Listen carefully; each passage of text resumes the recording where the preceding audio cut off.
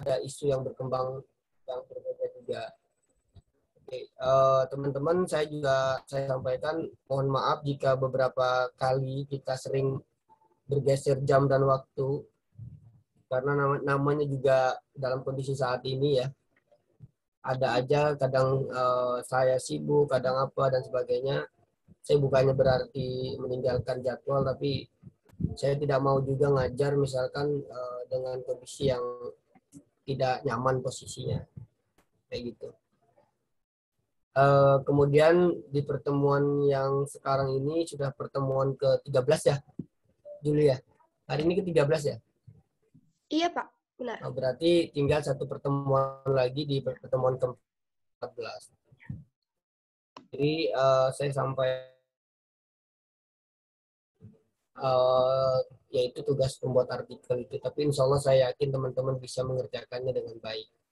Saya punya contohnya, nanti saya kirim lah ya. Contoh yang anak-anak tahun lalu kayak gitu bikinnya gitu. Dan ketika saya tes Turnitin, tes plagiat, itu luar biasa ya anak-anak STAN itu, karena dia yang mungkin takut plagiat ya, yang saya tahu ya. Saya berharap tidak ada plagiat. Artinya itu benar-benar argumentasi kalian.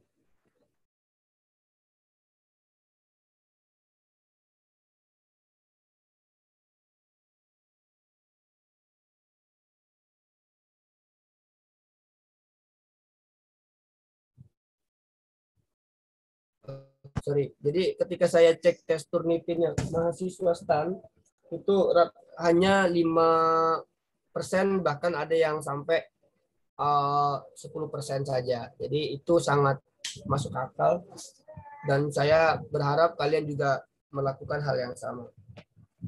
Jika Turnitin itu bisa terhindar jika kita menggunakan bahasa yang kita gunakan sendiri, bahasa sendiri, bukan bahasa Google, bukan nyontek. Kayak gitu ya. Oke, kita akan membahas tentang uh, globalisasi. Mungkin istilah global itu kan luas, menyeluruh, banyak gitu. Yang kita sederhanakan bahwa itu global. Global itu kan uh, mendunia gitu ya. Semua orang merasakan hal yang sama, menikmati hal yang sama seperti kita tinggal di bumi ini kan kita kita sama-sama berada di bumi, cuman hanya saja beda di wilayah dan tempatnya masing-masing yang berbeda. Sehingga itu yang disebut dengan global. Ada juga pengertiannya yang di sini meluasnya pengaruh suatu wilayah, misalkan bahwa setiap orang itu, setiap negara, wilayah atau negara atau wilayah negara lain dan sebagainya, itu namanya globalisasi. Dari globalisasi sesuatu hal yang bisa meluas, baik itu dari segi wilayah negara atau negara ke wilayah gitu, atau negara negara lain. Seperti misalkan di Indonesia bisa berinteraksi dengan bangsa-bangsa lain, negara-negara lain, baik itu di Eropa, Australia maupun Amerika. Itu namanya globalisasi. Ketika interaksi itu merupakan suatu kepentingan bagi semua negara, itu namanya globalisasi. Dan tidak hanya itu, globalisasi itu juga bicara tentang apa namanya suatu aspek perkembangan teknologi. Memang identik globalisasi itu dikaitkan dengan istilah perkembangan teknologi. Tapi sebenarnya tidak seperti itu. Globalisasi tidak hanya sekedar bicara tentang kemajuan teknologi saat ini yang hampir merata di seluruh dunia. Tidak hanya itu ya teman-teman. Itu bisa saja hal-hal yang lain. Globalisasi itu sebenarnya udah ada dari zaman dulu gitu. Dari zaman sekarang era teknologi. Hanya saja konteksnya berbeda. Sekarang kemajuan itu di bidang teknologi. Begitu cepat, begitu mudah sehingga orang banyak banyak mendefinisikan globalisasi itu identik dengan kemajuan teknologi yang beragam di seluruh, yang hampir sama. Globalisasi itu sesuatu yang tidak bisa kita hindari,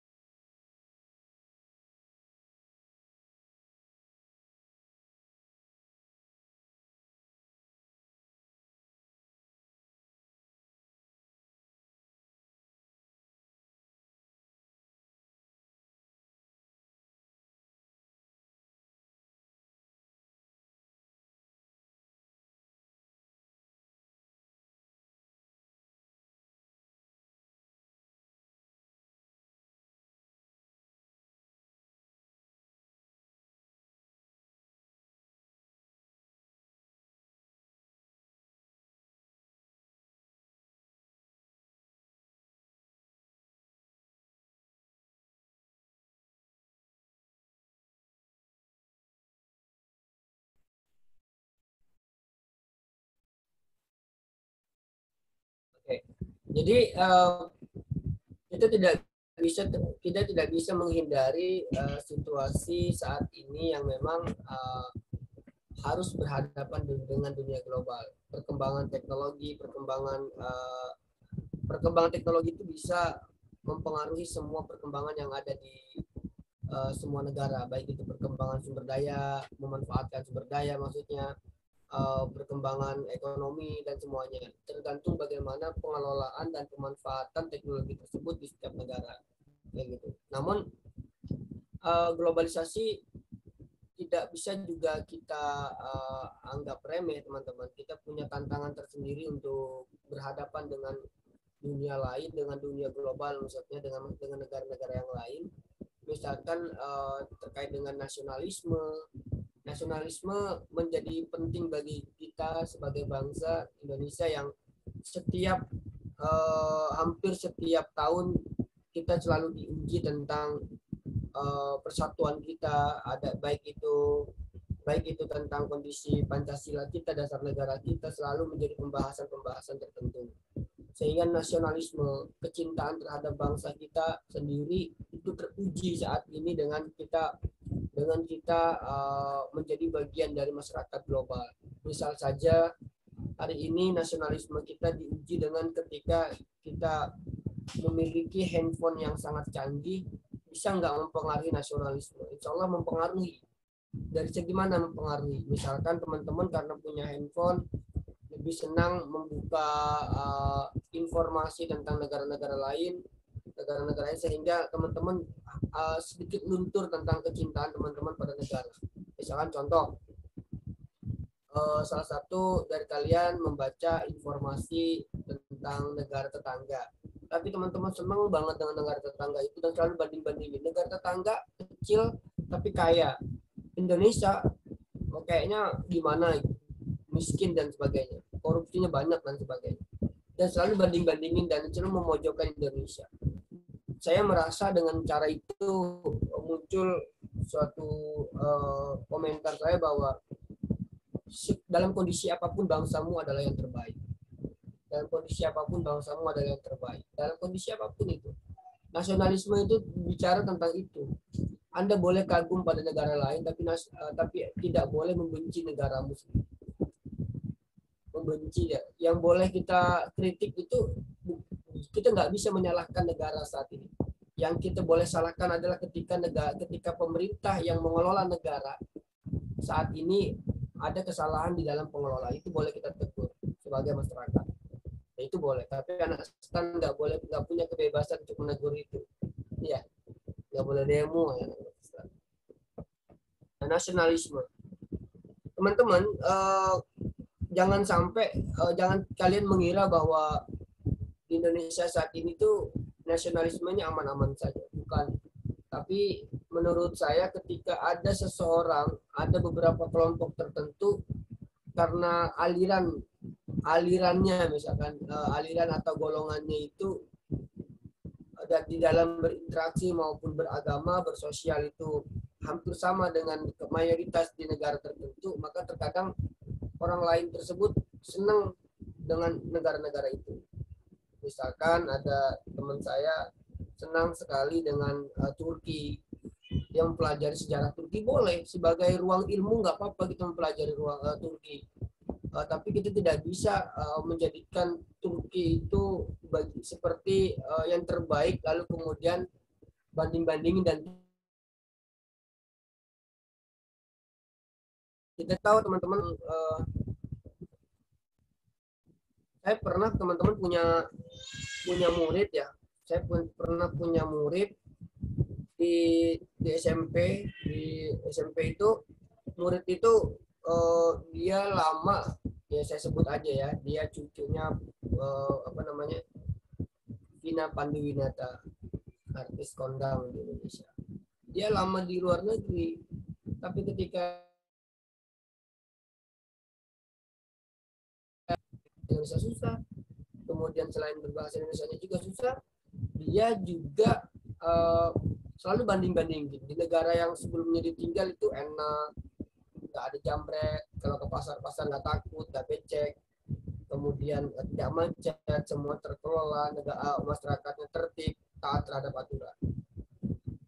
Tapi ketika dia masuk ruang kelas saya selalu menyampaikan, Anda boleh kagum terhadap negaramu sebelumnya kamu tinggal, tapi apapun yang terjadi nenek moyangmu ada di Indonesia. Hanya kebetulan saja Anda dititipkan uang rezeki yang banyak, sehingga Anda punya kesempatan tinggal di negara lain, dan ketika pulang ke Indonesia Anda nggak boleh membandingkan itu dengan cara yang tidak baik. Bandingkan itu, kalau kamu pulang ke Indonesia itu harusnya kamu membawa misi agar Indonesia sama dengan negara yang pernah kamu tinggal. Kayak gitu. Jadi nasionalisme penting, teman-teman. Tantangan ke depan agar tidak lagi mencintai negara lain berlebihan, sehingga produk-produk lokal, produk-produk kita pun tidak dibeli, lebih cenderung membeli produk-produk lain. Itu juga persoalan nasionalisme. Pertanyaan saya, kalau misalkan saya tanya kepada salah satu di antara kalian, siapa yang mau jawab? Kalau misalkan kalian menyukai tim sepak bola luar negeri, itu mengganggu nasionalisme tidak? Coba jawab saja. Harus ada yang jawab. Enggak, tidak. Iya. Apa? Tidak. Kenapa? Jaki dukung apa, Jaki? Eropa Kalau kemarin, Euro kemarin saya suka Prancis, Pak. France. Saya Inggris, Pak. Italia kayak saya juara dong ya. Ya, tadinya Italia juga, Pak. Oke. Iya. Satu nama siswa, Pak. Kalau Piala Dunia dukung siapa, Pak? Saya dukung Italia dari dulu, dari kecil. Apa tuh nggak nasionalisme, Pak? Ya mau gimana, Indonesia yang nggak ada, dukung dari situ. Jadi bukan persoalan Indonesia atau gimana, tapi bukan nasionalisme yang kayak gitu. Itu hanya kesukaan dalam dukungan sepak bola. Gitu. Jadi kita tidak mengurangi rasa hormat terhadap merah putih yang selalu berjuang untuk masuk ke level internasional, gitu kan, level dunia, Piala Dunia. Nah itu teman-teman. Jadi jangan salah paham tentang nasionalisme juga. Misalkan teman-teman suka klub bola mana, jujur tapi di Indonesia itu saya nggak pernah suka klub bola. Kenapa? Karena saya pertama kali nonton dan punya TV di rumah itu dulu nonton bola, berantem terus penontonnya. Ada aja kasusnya. Jadi saya nggak pernah punya dukungan bola apapun. Nggak pernah punya aja. Pokoknya nonton netral. Tapi ketika Indonesia main melawan Malaysia, wah itu seru itu. Kita dukung terus apapun yang terjadi. Nah itu. Nah kenapa? Karena saya malas aja, penontonnya belum dewasa menurut saya di Indonesia, belum. Sehingga sponsor itu kan malas kan ngasih sponsor karena timnya kurang baik dari segi penonton. Nah, coba di Eropa itu kan udah mulai bagus-bagus, itu kita harusnya belajar dari sana. Nah itu ya teman-teman. Nah nasionalisme juga kadang mengganggu budaya kita yang ada di Indonesia. Budaya Barat dan budaya Indonesia menjadi tantangan. Kita kenapa di Korea Utara ini, saya nggak tahu ya berita bohong atau tidak, tapi yang jelas saya pikir tidak perlu melihat berita benar atau tidaknya dalam konteks ini. Tapi jika benar, saya sangat mendukung keputusan Presiden Korea Utara yang tidak membolehkan, kalau nggak salah, tidak membolehkan rakyatnya itu mempraktekkan atau mengikuti atau menonton film-film yang ada di Korea Selatan seperti K-pop gitu ya. Nggak boleh dia. Nggak dibolehin sama presidennya. Kenapa? Dalam hal ini mengganggu budaya Korea Utara. Wah, hebat ya. Tapi karena mereka komunis, maka tak lagi mengedepankan kebebasan individu di dalam mencintai budaya, interaksi internasional, sehingga wajar-wajar saja mereka menggunakan sistem komunis gitu kan. Sehingga ketika kata presidennya tidak ya tidak, jangan semuanya. Yang kayak gitu-gitu teman-teman punya tantangan tersendiri kita. Batik itu menjadi bagian dari karya Indonesia yang sudah hak cipta dan di hak patenkan bahwa itu milik Indonesia dan warisan Indonesia, meskipun sempat diklaim oleh Malaysia. Tapi ke depan budaya kita, budaya yang baik-baik itu sudah hilang. Kita ini sudah mulai nyontek budaya-budaya luar. Kayak sekarang pernah mungkin saya ceritakan bahwa di suku Bugis, kalau nggak salah teman saya itu, dia tidak mau kalau ada kalau ada undangan by digital gitu. Undangan digital itu nggak mau, misalkan di grup WA, Japri, mengundang hari ini ada akikah, gitu, ada apa, hajatan dan sebagainya. Itu ada yang tidak mau. Kami anggap tidak sopan dan menghilangkan budaya-budaya. Ini dampak perubahan, dampak kemajuan dan sebagainya. Nah, ini teman-teman yang saya ingin sampaikan bahwa budaya Barat kadang dijadikan bagian dari budaya kita, tapi budaya kita tak lagi dijalankan. Ini bahaya ke depannya. Nah, kita seharusnya bisa menyaring, bisa menentukan mana yang sekiranya masih pantas kita lakukan budaya-budaya baik kita, dan bisa mengambil hal yang baik dari budaya Barat yang sekiranya tidak mengganggu budaya lokal, budaya kita. Kalau misalkan cara berpakaian Barat yang you can see gitu, bisa yang mengganggu pandangan si Rizky, adek, ya kan? Itu nggak benar, itu bukan karakter bangsa Indonesia. Kalaupun Anda mau melakukan itu ya tidak di tempat-tempat umum di Indonesia itu. Bolehlah Anda pakai itu, terserah di mana. Yang penting tidak mengganggu kepentingan umum. Kenapa teman-teman? Karena itu bukan karakter dan seperti bukan khasnya Indonesia. Indonesia itu boleh Anda beli baju di Eropa, luar negeri, silakan datang, yang penting bayar pajak, ya kan? Jangan sampai nggak bayar pajak. Tapi sekarang udah kena semua, lebih mudah sekarang. Nah, tapi maksud saya adalah boleh Anda beli pakaian, tapi harus berimbang. Tidak semua pakaianmu di lemarimu itu pakaian dari luar negeri. Misalkan kalau memang adanya di luar negeri, ya kamu butuh itu ya silakan. Tetapi jangan sampai kemudian menjadikan itu kebutuhan kalian, apa-apa harus barang dari luar dan sebagainya. Enggak juga. Ada hal-hal tertentu yang memang harus berimbang. Boleh-boleh saja, dan itu tidak mengganggu aspek-aspek budaya kita. Boleh nggak Pak saya nonton film Korea, budaya-budaya Korea? Iya boleh saja. Menyukainya boleh juga. Tapi jangan kemudian Anda tidak suka dengan budaya kita kemudian. Jangan bilang saya nggak suka dangdut, benci. Enggak boleh. Dangdut itu masuk ke semua kalangan. Ya, masuk ke semua kalangan di Indonesia, dan itu menjadi bagian dari kita. Kalaupun Anda kurang suka ya diam-diam saja, nggak perlu bersikap hal-hal yang kayak gitu. Nah, berikutnya adalah industri. Globalisasi juga harus punya tantangan di bidang industri dan pertanian. Saya menyebutnya industri pertanian.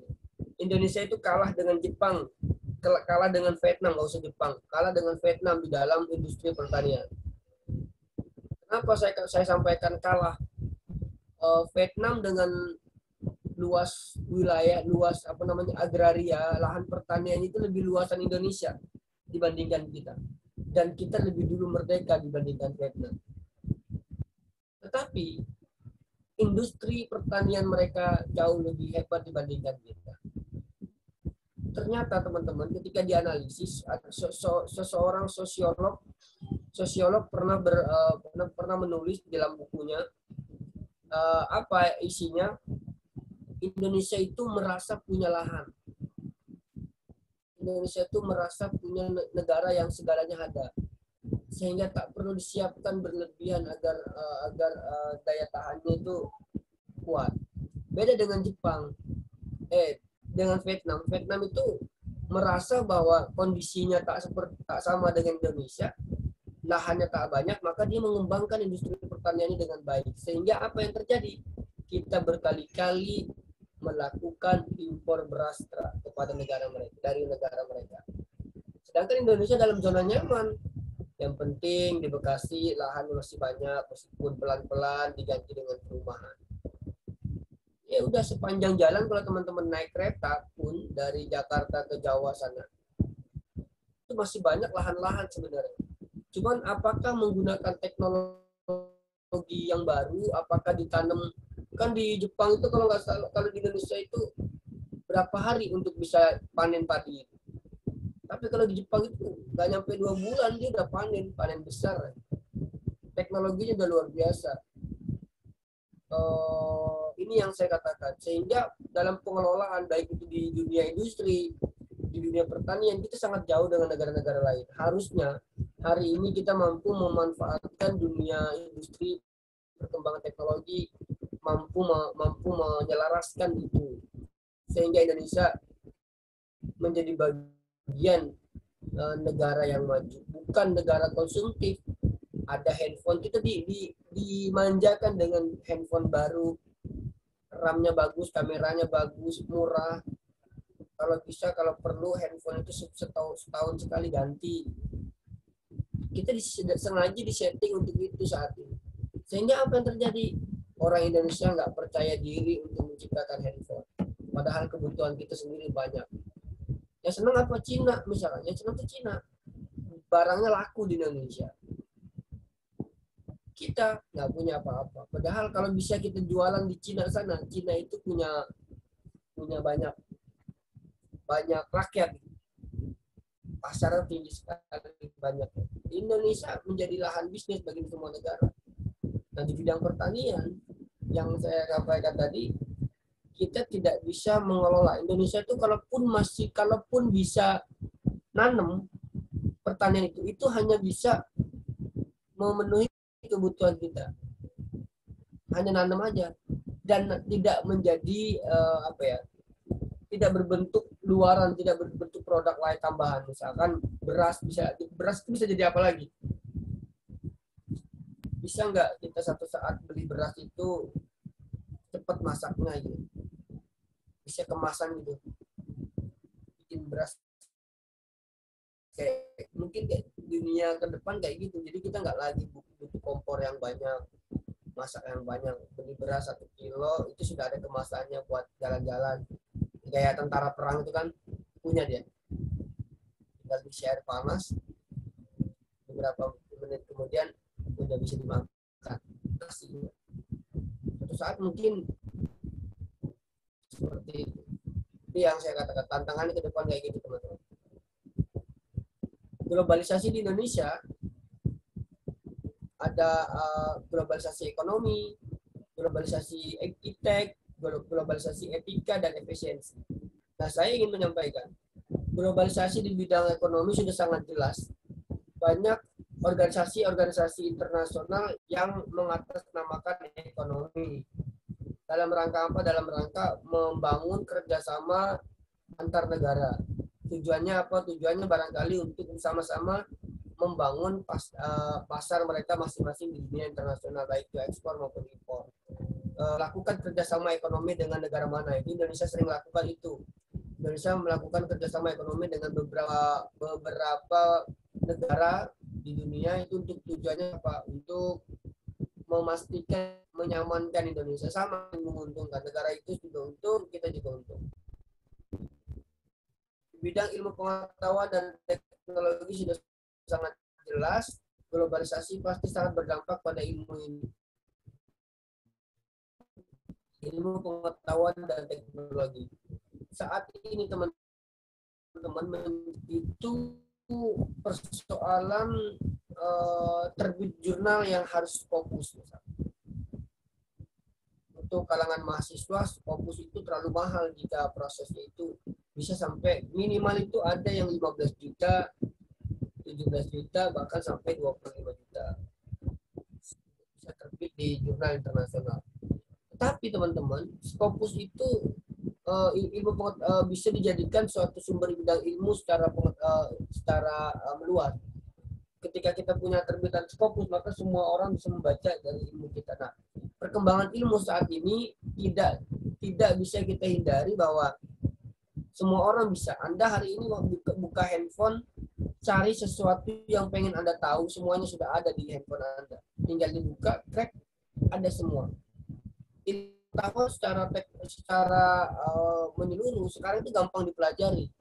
Anda kuliah misalkan belum pernah bisa masak nasi goreng dan pengen bisa masak nasi goreng, nggak perlu belajar sama master chef ya, bisa belajar dengan YouTube cara bikin nasi goreng, cara bikin mie Aceh dan sebagainya. Nanti di situ keluar semua cara-caranya, tutorialnya, bumbu-bumbunya apa saja yang perlu disiapkan. Itu maksud saya, ilmu pengetahuan di bidang apapun sekarang sudah ada di teknologi yang kita pegang saat ini. Ya, itu teman-teman. Globalisasi terkait dengan etika, saya meyakini bahwa Indonesia itu saat ini mengalami degradasi moral. Kalau dalam bahasa bola, degradasi itu kan penurunan ya. Rankingnya turun ya, dari seri A ke seri B. Tapi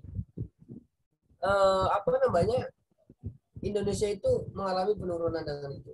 Kenapa? Dulu teman-teman, untuk bisa teman-teman mahasiswa saat ini, ya kalau Kristen insya Allah aman, tapi alhamdulillah aman. Saya bukan muji-muji kalian, tapi alhamdulillah aman. Ada mahasiswa di kampus sebelah itu, kalau WA dosen itu ya, saya bukan pengen dihormati, tapi caranya itu mungkin karena perkembangan zaman juga. Dulu saya waktu mau WA dosen, SMS dosen itu dibaca berkali-kali isinya. Sampai ditahan, besok dulu mau dikirim, baca lagi berkali-kali. Tanya teman dulu, benar gak? Enak. Sekarang enggak.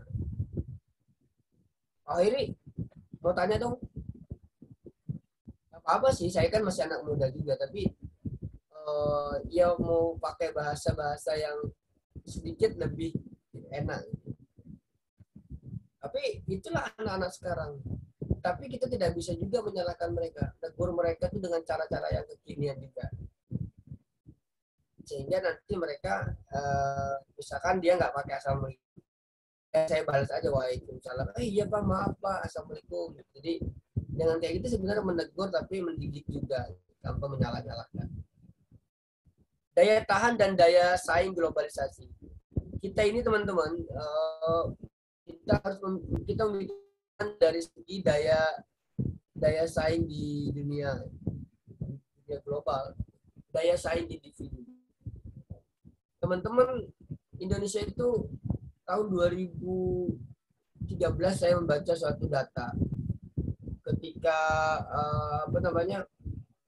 MEA ya. MEA itu Masyarakat Ekonomi ASEAN ya kepanjangannya kalau nggak salah. Ketika MEA ramai itu 2012 kalau nggak salah, 2012-2013 itu ramai sekali. Indonesia itu pernah punya tantangan baru saat itu, yaitu kondisi daya tahan global individunya. Apakah ketika MEA itu dibuka, semua orang boleh berinteraksi, Anda boleh dagang, Anda boleh bisnis, dan pelanggan Anda boleh orang Malaysia, boleh orang Eropa, semuanya boleh sekarang. Boleh. Tetapi teman-teman, saat ini daya saing kita itu sejauh mana? Ternyata kita masih di Asia itu masih cukup rendah lah. Gitu. Masih cukup. Harus punya daya saing individu yang sangat kuat. Sehingga ketika masyarakat Indonesia itu datang ke Singapura, datang ke Malaysia, bukan lagi datang dengan nyari kerjaan, tapi dipanggil karena kemampuannya dibutuhkan di Malaysia. Satu saat teman-teman semua, Frans dan kawan-kawan ini misalkan satu saat dipanggil ke negara-negara lain hanya karena kemahiran Anda di dalam membuat satu kebijakan perpajakan. Misalkan ada yang salah satu dirjen semua nih ya, minimal dirjen kerjanya. Atau menteri salah satunya di sini kan, nggak apa-apa. Ya kalian dipanggil seperti Bu Menteri lah.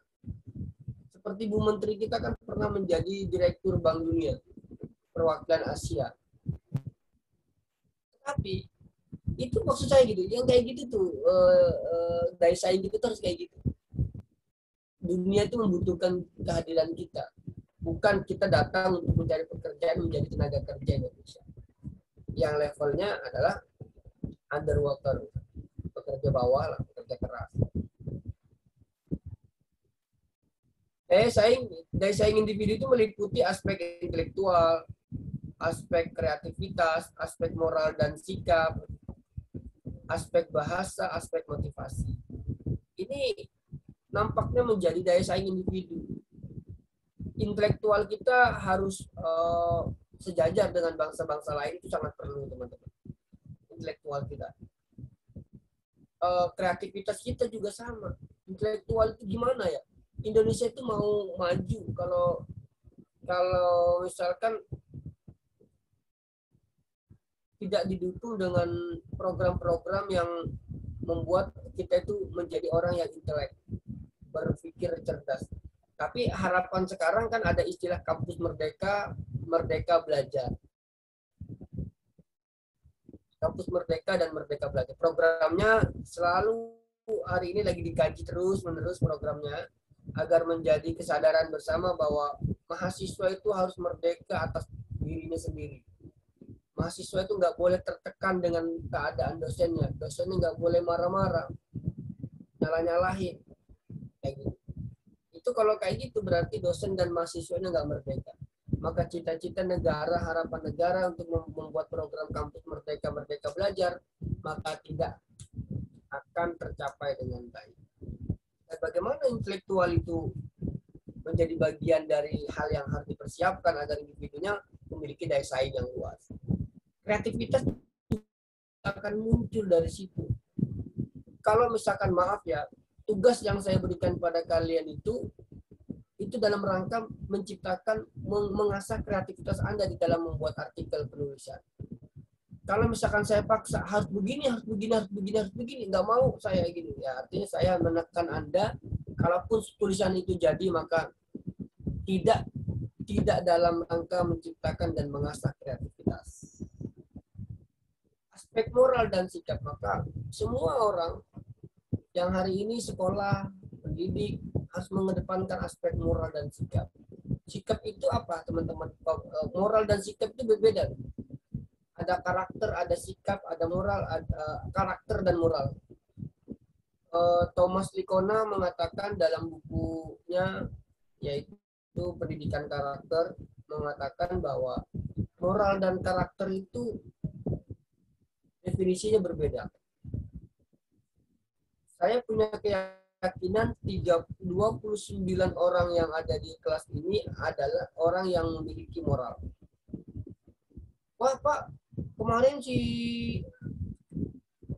si Andi ngatain saya, maaf saya sebut aja, maaf Pak, saya ngatain saya goblok, misalnya contoh ya. Berarti si Andi gak bermoral Pak. Bapak tahu dari mana bahwa Andi itu bermoral? Nah, moral itu dalam definisinya Thomas Likona itu mendefinisikan moral adalah sesuatu definisinya adalah pengetahuan baik dan buruk. Definisinya moral itu adalah pengetahuan seseorang tentang baik dan buruk. Andi, saya yakin Andi ngomong kayak gitu tuh nggak baik. Saya yakin Andi tahu bahwa apa yang Andi bicarakan tadi misalkan tidak baik. Sehingga saya yakin bahwa Andi itu bermoral. Jadi kalau teman-teman hari ada orang mahasiswa, maaf yang ngatain temennya yang kasar, sebenarnya teman Anda itu bermoral, dia bermoral. Tapi tidak berkarakter. Kenapa kayak gitu? Karena bermoral itu hanya pengetahuan baik dan buruk. Saya pengen tanya, apakah seorang preman itu benar-benar orang bodoh? Belum tentu. Orang preman itu tahu kok perbuatannya itu membunuh orang itu nggak boleh. Tahu dia. Tapi dia lakukan. Nah, moral itu adalah, teman-teman, moral itu hanya aspek pengetahuan baik dan buruk.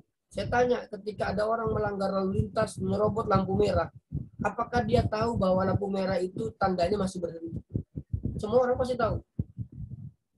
Kenapa dia nyerobot? Dia melanggar pengetahuannya. Kenapa menyerobot? Karena karakternya robot. Bukan karakter yang terbiasa tertib di lalu lintas. Ini namanya moral dan karakter. Jadi kalau ada orang nggak karakter banget, nah itu yang benar. Kalau kata teori Thomas Tikona, dan Thomas Tikona itu kan salah satu bidang kodnya pendidikan karakter. Nah, moral itu hanya sebatas pengetahuan dan buruk. Nah, yang nggak bermoral itu adalah anak-anak kecil, teman-teman. Anak-anak kecil yang sebelumnya dia tidak pernah tahu itu baik dan buruk. Anak kecil itu mana tahu dia. Kalau ada anak kecil usia SD tiba-tiba naik motor kan nggak mungkin ya. Ada juga yang naik motor di kampung-kampung. Terus kemudian dia ngeyel. Teman-teman pernah lihat nggak sih? Ada di Madura, anak di Sampang sana, Kabupaten Sampang namanya, naik motor ketilang sama polisi. Cek di YouTube. Begitu ngeyelnya dia, bahwa polisi itu salah, sudah telah menilang dia. Naik motor udah kecil, masih SMP kelas 1, naik motor, nggak bawa SIM, nggak bawa STNK, pajaknya mati ketika orang tuanya datang. Disalahin polisi, ngeyel polisi. Dia tidak bermoral. Kenapa? Karena dia tidak tahu itu semua. Bagi dia polisi salah karena sudah mengambil motornya. Itu namanya tidak bermoral anak itu. Kenapa? Dia tidak tahu. Harus punya STNK dulu, harus punya SIM dulu, usianya harus berapa, dan sebagainya. Itu ketika sikap itu gini teman-teman. Sikap itu prakondisi. Ini penelitian saya tentang sikap. Sikap itu situasi psikologi seseorang ketika merespon sesuatu. Coba saya contohkan ya, salah satu kali secara psikologi.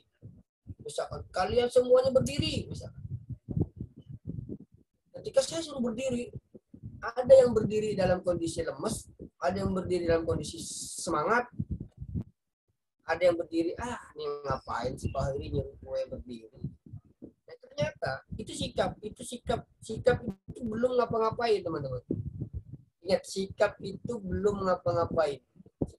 Sikap itu hanya suatu prakondisi tertentu di mana ketika kita mendapatkan respon sesuatu. Coba Julia praktiknya. Julia berdiri. Serius, Julia berdiri. Oke, nggak apa-apa. Duduk Julia, duduk. Oke.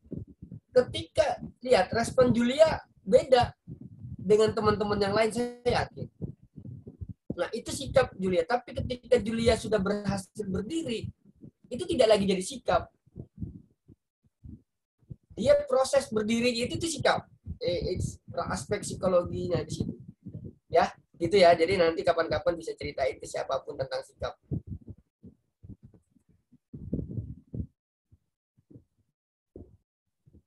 Aspek bahasa Indonesia terkenal masih sedikit yang memiliki kemampuan berbahasa internasional. Tapi saat ini juga sudah mulai banyak ya berbahasa internasional sudah dipelajari, bahkan ada sekolah-sekolah yang sudah mempelajari tidak hanya berbahasa Inggris, ada bahasa Mandarin, bahasa Korea. Di kampus saya itu dosen-dosennya di khusus ada kayak semacam komunitas bahasanya, memiliki tutor dari Korea. Kita belajar bahasa Korea. Saya pengen ikut, tapi ya yang ikut emak-emak semua ya kan, emak-emak yang suka jalan-jalan ke luar negeri, ke Korea. Ya udahlah, nggak usah ikut. Pernah ikut 2 kali pertemuan doang kalau nggak salah. Udah lupa sekarang tentang tulisannya dan sebagainya. Nah, aspek bahasa menjadi salah satu hal yang penting agar kita memiliki daya saing secara individu di dunia global. Berikutnya adalah aspek motivasi. Motivasi itu ada 2, motivasi intrinsik dan motivasi ekstrinsik. Motivasi intrinsik itu adalah memang kalian itu punya motivasi tersendiri tanpa dipengaruhi orang lain. Motivasi yang dibawa dari diri sendiri itu motivasi intrinsik. Sedangkan motivasi ekstrinsik itu adalah motivasi karena orang lain. Misalkan saya pengen jadi tentara karena kakek saya dulu tentara. Gitu ya.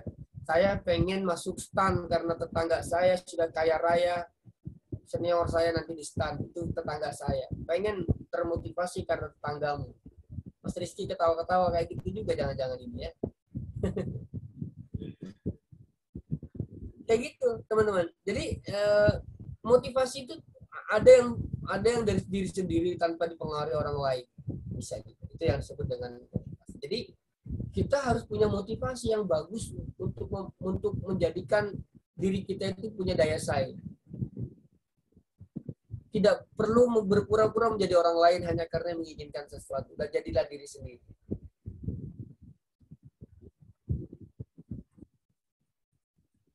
Daya saing nasional meliputi politik, demokrasi, politik luar negeri, good governance, misalnya. Ini menjadi penting. Demokrasi, kondisi demokrasi kita saat ini seperti apa, kebebasan berbicara, sehingga orang lupa bahwa demokrasi dan caci maki itu hampir sama saat ini. Melecehkan tetangga, melecehkan semua orang, mengatasnamakan demokrasi dan kebebasan. Itu tidak boleh dan tidak benar.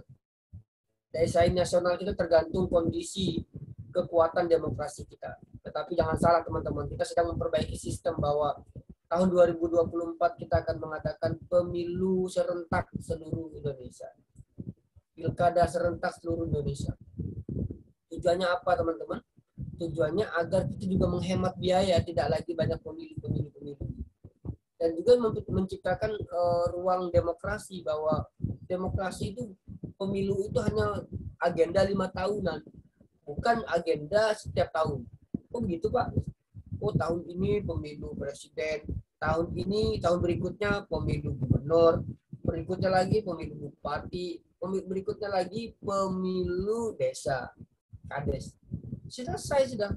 Itu setiap tahun ada pemilu, ada pemilihan umum, ada pemilihan lah ya. Nah, kondisi politik luar negeri juga kita harus memiliki sikap terhadap isu-isu global, isu-isu kondisi internasional. Ketika misalkan kejadian antara Israel dan Palestina, kita juga harus memiliki gigi ya, memiliki kesempatan untuk menyampaikan komentar, ikut serta dalam mendamaikan. Kalau itu sudah dilakukan, kita juga harus membantu secara sosial. Pemerintahan yang baik juga diharapkan dan diinginkan oleh semua negara saat ini. Karena kondisi daya saing kita itu tergantung bagaimana bersihnya suatu pemerintahan itu. Saya yakin siapapun presidennya, jika perubahan itu tidak disadari setiap individu, maka kita tidak akan pernah menjadi negara yang maju. Presidennya Jokowi, tapi kalau isinya semuanya bukan tak sama mentalnya dengan Jokowi, ngapain gitu? Harus mentalnya sama, mental untuk gairah untuk melakukan perubahan, gairah untuk menghilangkan mental-mental yang lama, alur-alur birokrasi diperpendek, semuanya seperti itu, alur-alur pengabdian, bahwa PNS itu ada unsur pengabdian selain gaji yang aman, ada unsur pengabdian sehingga di situ ada pekerjaan yang dikerjakan secara totalitas tanpa batas lah. Kayak gitu. Itu kalau tidak disadari semua individu pekerja PNS ASN itu, maka tidak akan pernah maju, lambat maju. Yang berikutnya adalah daya saing nasional itu meliputi ekonomi. Kita harus mengikuti alur perdagangan bebas. Ekspor dan impor kita harus seimbang. Mana yang harus kita impor, mana yang harus kita ekspor. Jangan sesuatu yang tak pantas kita impor, malah kita melakukan impor. Harusnya kita ekspor beras pada negara-negara lain, tapi kita malah impor dari negara tetangga kita yang notabene kita lebih dulu merdeka dibandingkan mereka. Luas wilayahnya jauh dibandingkan kita, tapi kita harus berhadapan dengan situasi nyata. Kita butuh asupan beras dari negara itu. Sosial budaya. Dari sosial budaya sudah sangat jelas, ada teknologi informasi, komunikasi, ada hedonisme. Hedonisme itu ada kecenderungan kita untuk hidup terlalu mewah, merasa terlalu berlebihan hidupnya, biasa saja. ada peluang ancaman bidang pertahanan dan keamanan. Namun alhamdulillah beberapa tahun terakhir kita tak punya pengalaman, tak punya berita lagi tentang ancaman dari negara lain.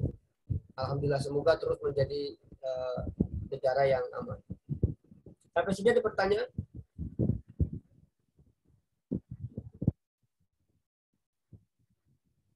Ada hal yang ditanyakan, ada hal yang mau didiskusikan?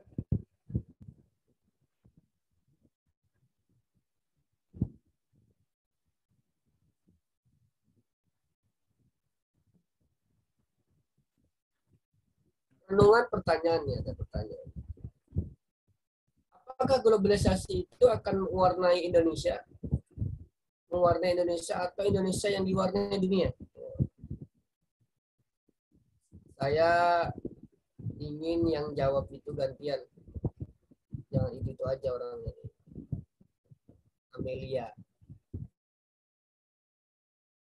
Berbagai kebaikan yang Indonesia punya terus bisa disebarluaskan ke dunia. Tapi bisa juga dari globalisasi itu yang mewarnai Indonesia, di mana kayak kita tahu sekarang banyak budaya-budaya dari luar tuh yang masuk ke Indonesia, dan itu agak ya mempengaruhi budaya Indonesia itu sendiri, Pak. Walaupun mungkin nggak menggantikan budaya yang ada di Indonesia, tapi lumayan mempengaruhi, Pak. Jadi menurut saya bisa dua-duanya. Terima kasih. Oke. Alifa Zahra.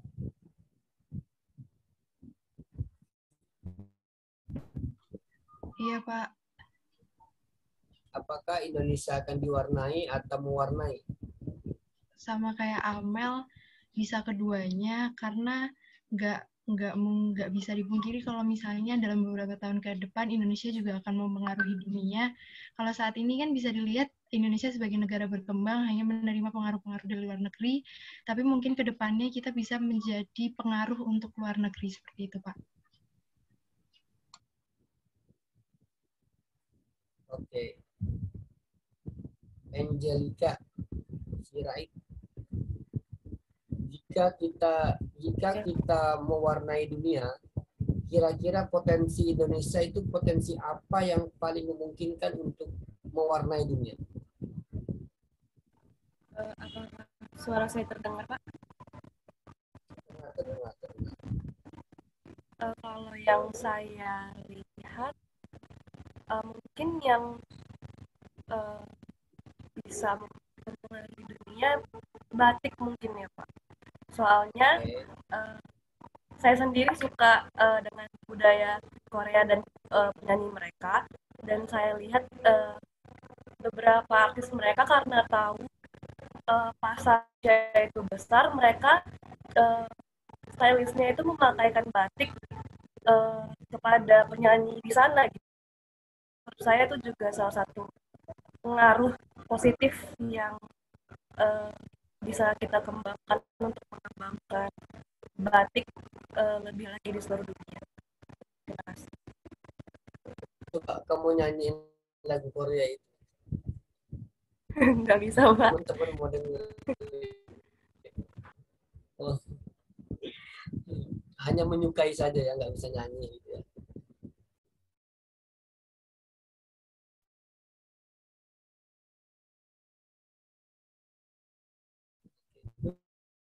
Sekarang Mas Abed. Mas Abed. Halo Mas Abed. Halo Pak. Mas Abed, saya pengen nanya, kira-kira potensi apa yang kemungkinan Indonesia itu bisa diwarnai oleh negara lain? Bisa diwarnai dari sektor apa kira-kira menurut pandangan kamu?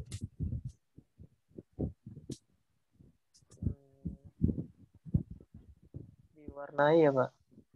Mungkin untuk sejauh ini kayaknya di bidang olahraga gitu Pak. Soalnya dari segi kayak kita lihat sekarang ini kan lagi happeningnya Olimpiade kan Pak. Nah itu beberapa perwakilan Indonesia itu banyak yang gagal gitu kan.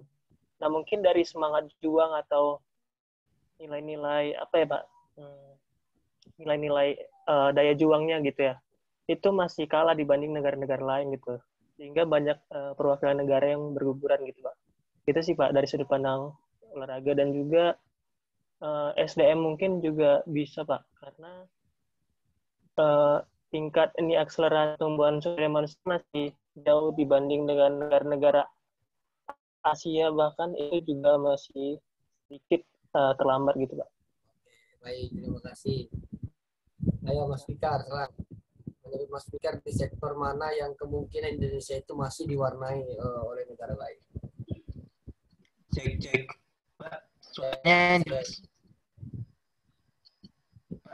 Pak, jelas nggak, Pak? Aman, suara aman. Aman. Oh, aman. Apa ya, Pak? Kalau yang terlihat sekarang ya, Pak, kan kalau Pak kan tadi kayaknya Pak tanya yang akan kan ya, Pak? Kalau yang akan agak susah, Pak. Kalau yang sekarang masih perihal teknologi ya, Pak. Soalnya kalau untuk membangun teknologi kayaknya Indonesia masih sulit ya. Soalnya sama kita di SDM-nya masih kalah. Terus mungkin kita kan juga bangun ekonominya kan dari UMKM ya. Kayaknya sulit kalau UMKM bangun teknologi. Jadi mungkin masih dari teknologi yang dari perusahaan-perusahaan besar gitu mungkin masih kalah nanti Indonesia. Jadi mungkin masih bakal diwarnai dari luar ya.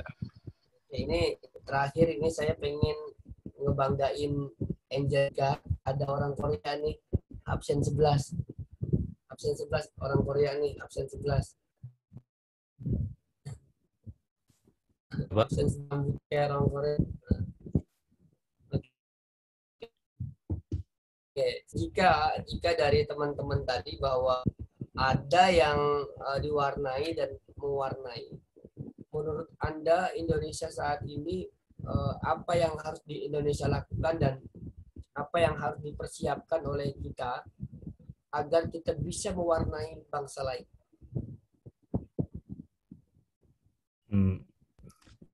Mungkin kalau menurut saya itu dari budaya sendiri Pak ya. Indonesia itu kan kita kan majemuk ya Pak. Kalau misalnya untuk budaya Indonesia itu bagaimana cara kita menjaga persatuan-kesatuan itu sih sebenarnya hal yang cukup sederhana untuk membuat dunia itu lebih berwarna gitu. Jadi kan kalau misalnya di Indonesia aja kita berbeda-beda tapi bisa menyatu, apalagi kalau misalnya dunia kan juga harusnya bisa gitu Pak. Keren ya, luar biasa ya. Jadi saya ucapkan terima kasih semuanya sudah menjawab dengan gagasan masing-masing.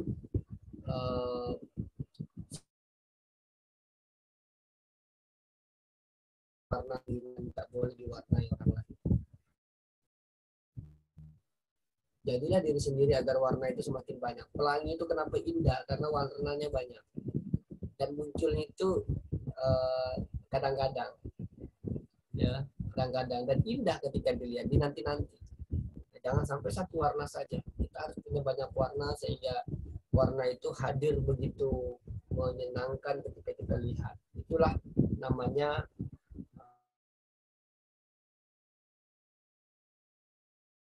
bahwa suatu saat Indonesia itu benar-benar menjadi bangsa yang sangat besar.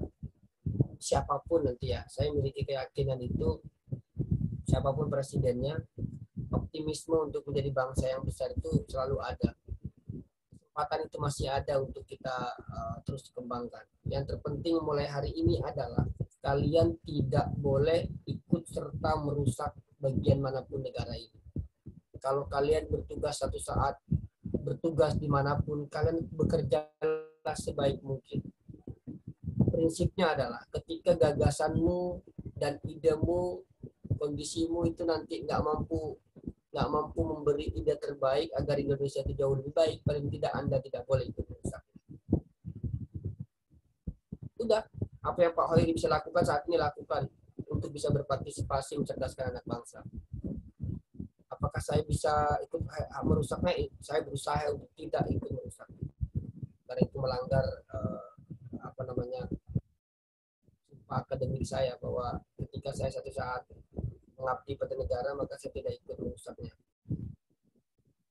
Itu aja ya teman-teman ya.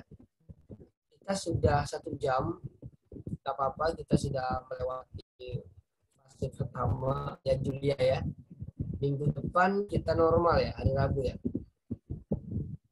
Minggu depan kita Rabu, pertemuan terakhir kan 14. Iya Pak, pertemuan terakhir. Oke, siap. Pertemuan terakhir, semoga tidak ada halangan untuk kita semua dan teman-teman terus semua, semoga diberikan kemudahan karya tulisnya, apa sih namanya, skripsi juga ya, D3 itu. KTT apa? Karya tulis tugas akhir. Semoga selesai dengan baik, semoga selamat landingnya, semoga lulus dan bahagia semuanya bagi Anda, keluarga kita semua. Seminggu lagi lah ya UASnya ditungguin. Saya punya keyakinan lulus semua lah, nggak ada yang, dan insya Allah semoga dapat nilai yang terbaik di kalian semua. Oke, barangkali kita foto dulu lah sebentar, kebutuhan absen kalian. Mas Lintang muncul kalau udah foto Mas Lintang. Muncul ya Mas Lintang. Ya Mas Lintang ya. Aduh lama nggak ditanya-tanya Mas Lintang. 1, 2, 1, 2, 3.